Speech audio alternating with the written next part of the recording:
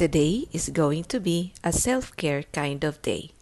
Hello everyone, it's another day and another vlog. Today, samahan nyo ako magpapamanicure and pedicure tayo. Isa ito sa parte ng pagiging content creator ko. Kailangan maging maayos yung nails ko kasi sa van life ko, puro kamay ko yung pinapakita. Kaya dapat naman presentable tayo. Nagpa-pedicure na rin pala ako kasi it's been a while. Summer na kasi, magde-dress and sleepers na tayo kaya dapat presentable din yung ating mga paa, diba? And since nandito na rin lang tayo, magpa-waxing na rin tayo ng ating eyebrows. Mas gusto ko ang waxing kesa threading kasi hindi siya masyadong masakit.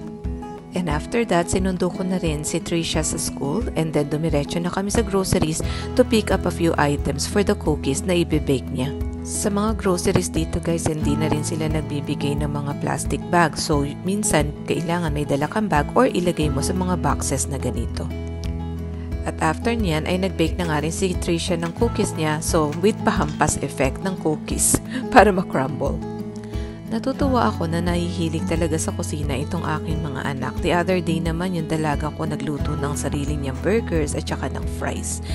In fairness ang sarap ng cookies ni Trisha. And after that ay nag-film na nga rin ako ng aking content creation tip for today. Check out niyo yung new video. Yun lang muna for today. See you again tomorrow. God bless!